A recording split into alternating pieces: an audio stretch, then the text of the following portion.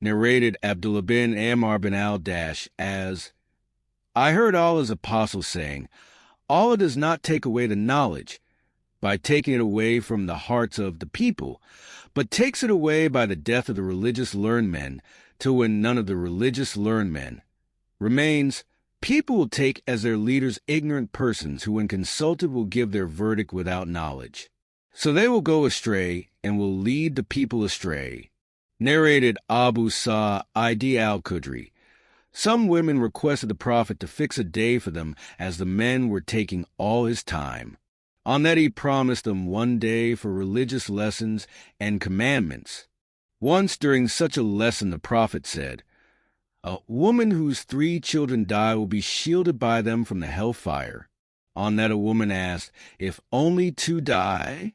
He replied, even 2 will shield her from the hellfire. Narrated Abu Sa'id al-Khudri. As above, the sub-narrators are different. Abu Huraira qualified the 3 children referred to in the above-mentioned hadith as not having reached the age of committing sins, i.e. age of puberty. Narrated Ibn Abu Mulaika. Whenever Aisha, the wife of the Prophet, heard anything which she did not understand, she used to ask again till she understood it completely.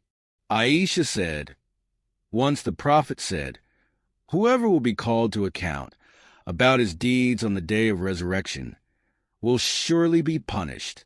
I said, doesn't Allah say, he surely will receive an easy reckoning? 84.8. The Prophet replied, this means only the presentation of the accounts, but whoever will be argued about his account will certainly be ruined.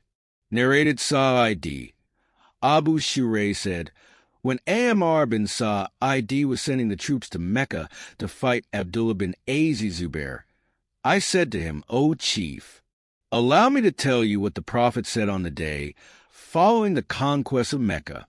My ears heard and my heart comprehended, and I saw him with my own eyes when he said it. He glorified and praised Allah, and then said, Allah and not the people has made Mecca a sanctuary.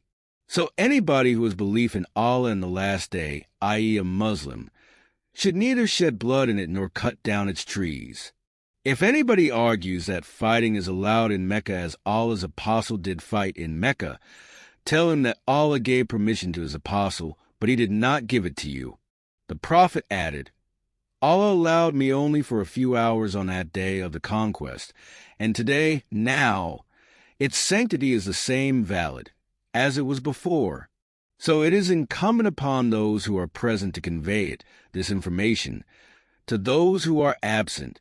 Abu Shurayh was asked, what did Amr reply? He said, Amr said, O Abu Shurayh, I know better than you in this respect. Mecca does not give protection to one who disobeys Allah or runs after committing murder or theft and takes refuge in Mecca. Narrated Abu Bakr. The Prophet said, no doubt your blood property. The sub-narrator Muhammad thought that Abu Bakr had also mentioned in your honor chastity, are sacred to one another, as is the sanctity of this day of yours and this month of yours. It is incumbent on those who are present to inform those who are absent. Muhammad, the sub-narrator, used to say, Allah's apostle told the truth. The Prophet repeated twice, no doubt. Haven't I conveyed Allah's message to you? Narrated Ali.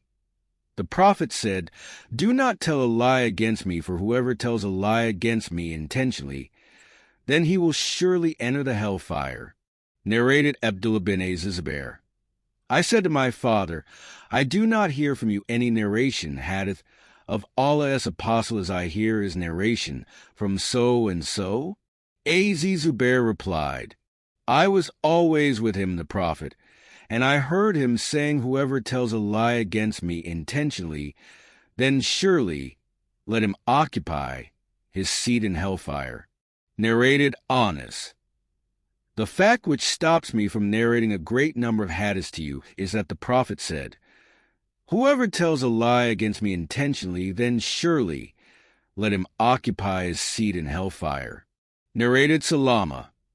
I heard the Prophet saying, whoever intentionally ascribes to me what I have not said, then surely let him occupy his seat in hellfire.